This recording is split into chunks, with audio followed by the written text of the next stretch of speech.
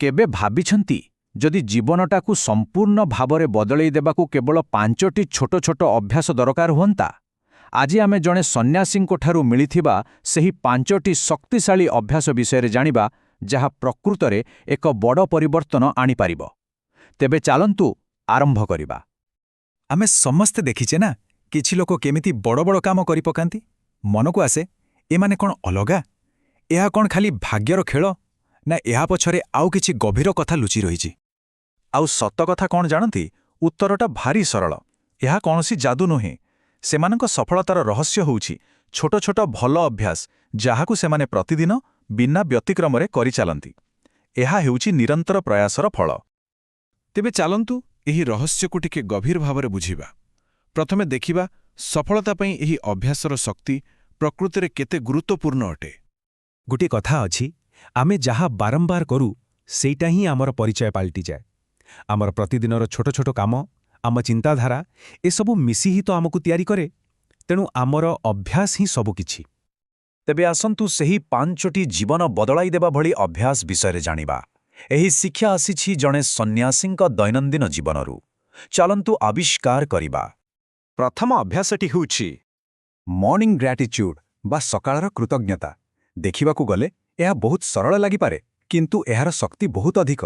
ଏହାର ମାନେ ହେଲା ଆମ ଜୀବନରେ ଯାହା ବି ଅଛି, ଯିଏ ବି ଅଛି, ସମସ୍ତଙ୍କ ପାଇଁ ହୃଦୟରୁ ଧନ୍ୟବାଦ ଦେବା। ଆଉ କୃତଜ୍ଞ ହେବା ପାଇଁ କ'ଣ ବେଶୀ ଖୋଜିବା ଦରକାର? ନିଜ ଶିକ୍ଷକମାନଙ୍କୁ, ବାପାମାଙ୍କୁ, ଯେଉଁମାନେ ଆମକୁ ସାହାଯ୍ୟ କରନ୍ତି। ଏପରିକି ଆମେ ଯେଉଁ ଖାଦ୍ୟ ଖାଉଛୁ, ଜୀବନର ପ୍ରତିଟି ଅନୁଭୂତି ପାଇଁ ମନରେ କୃତଜ୍ଞତା ଆସିପାରେ। କିନ୍ତୁ ଏବେ ଗୋଟେ ଆଶ୍ଚର୍ଯ୍ୟ କଲା ଭଳି କଥା। ସନ୍ନ୍ୟାସୀ ଜଣକ କୁହନ୍ତି, ଯେଉଁମାନେ ଆମକୁ କଷ୍ଟ ଦିଅନ୍ତି ସେମାନଙ୍କୁ ବି ଧନ୍ୟବାଦ ଦେବା ଉଚିତ। କାହିଁକି ଜାଣନ୍ତି?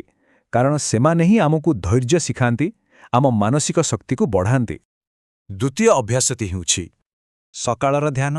ଦିନ ଆରମ୍ଭ କରିବା ପୂର୍ବରୁ କିଛି ସମୟ, ମାତ୍ର କିଛି ସମୟ ପାଇଁ ଶାନ୍ତ ହୋଇ ବସିବା। ଏହା ମନକୁ ସ୍ଥିର କରେ ଆଉ ପୁରା ଦିନ ପାଇଁ ଏକ ନୂଆ ଦୃଷ୍ଟିକୋଣ ଦେଇଥାଏ। ଏବେ ଆସିବା ତୃତୀୟ ଅଭ୍ୟାସକୁ। ଆଉ ତାହା ହେଉଛି ଜର୍ନାଲିଂ, ମାନେ ଦିନ ଶେଷରେ ଡାଏରୀ ଲେଖିବା। ଏହା ଏକ ପ୍ରକାର ନିଜ ସହ କଥା ହେବା ଭଳି। ଆଜି ଦିନଟା କେମିତି ଗଲା, କ'ଣ ଭଲ କାମ ହେଲା, କେଉଁ କଥା ପାଇଁ ଭଲ ଲାଗିଲା, ଏସବୁ ଲେଖିଲେ ନିଜ ଜୀବନର ମୂଲ୍ୟ ବୁଝିହୁଏ। ଆମର ଚତୁର୍ଥ ଅଭ୍ୟାସ ଅଛି ମାଇଣ୍ଡଫୁଲ୍ ଇଟିଂ ବା ସଚେତନ ଭାବେ ଖାଇବା। ଆମେ ଅଧିକାଂଶ ସମୟରେ କେମିତି ଖାଉ? ଟିଭି ଦେଖି କି ମୋବାଇଲ ଚଳାଇ, ମାନେ ତରବରରେ କ'ଣ ଖାଉଛୁ ତାହା ନ ଜାଣି। କିନ୍ତୁ ସଚେତନ ଭୋଜନର ଅର୍ଥ ହେଲା ଖାଦ୍ୟକୁ ପୂରାପୂରି ଅନୁଭବ କରି ଶାନ୍ତିରେ ଖାଇବା। ଆଉ ଶେଷରେ ପଞ୍ଚମ ଅଭ୍ୟାସ, ଦିନର ଯୋଜନା। ଏହାର 3ଟି ବହୁତ ସରଳ ନିୟମ ଅଛି। ପ୍ରଥମ, ଆଗଦିନ ରାତିରେ ହିଁ ପରଦିନର ପ୍ଲାନ୍ କରିନେବା। ଦ୍ୱିତୀୟ, ସବୁଠୁ ଜରୁରୀ କାମଗୁଡ଼ିକୁ ବାଛିବା। ଆଉ ତୃତୀୟ, ଯେଉଁ କାମଟା ସବୁଠୁ କଷ୍ଟ ଲାଗୁଛି ତାକୁ ସକାଳୁ ସକାଳୁ ସାରିଦେବା। ବାସ୍ ଏତିକି। ତେବେ ଏହି ସବୁ ଛୋଟ ଛୋଟ ଅଭ୍ୟାସ ମିଶିଲେ କ'ଣ ହୁଏ? ଏହା କେମିତି ଆମକୁ ଏକ ସମ୍ପୂର୍ଣ୍ଣ ଜୀବନ ଆଡ଼କୁ ନେଇଯାଏ? ଚାଲନ୍ତୁ ଏ ବିଷୟରେ ଦେଖିବା। ବହୁତ ଲୋକ କୁହନ୍ତି, ଆରେ ସମୟ କାହିଁ? କିନ୍ତୁ ଗୋଟେ କଥା ଭାବନ୍ତୁ ତ, ଯିଏ ଦୁନିଆରେ ବହୁତ ସଫଳ, ତା ପାଖରେ ବି ଦିନକୁ 24 ଘଣ୍ଟା, ଆଉ ଆମ ପାଖରେ ବି ସେତିକି। ଫରକ କୋଉଠି? ଫରକଟା ହେଉଛି ଆମେ ସେହି ସମୟକୁ କେମିତି ବ୍ୟବହାର କରୁଛୁ। ସବୁକିଛି ନିର୍ଭର କରେ ଆମେ ଆମ ଦିନକୁ କିପରି ସଜାଉଛୁ ତା ଉପରେ। ତେଣୁ ଏହି 5ଟି ଅଭ୍ୟାସକୁ ମନେ ରଖିବା। ଏଗୁଡ଼ିକ ଏକ ଭଲ ଜୀବନ ପାଇଁ ଆମର ଟୁଲ୍ କିଟ୍। ସକାଳର କୃତଜ୍ଞତା, ସକାଳର ଧ୍ୟାନ, ଜର୍ନାଲିଂ, ସଚେତନ ଭୋଜନ ଆଉ ଦିନର ଯୋଜନା। ଆଉ ଯଦି ଏସବୁକୁ ପାଳନ କରାଯାଏ, ତେବେ ଫଳ କ'ଣ ମିଳିବ?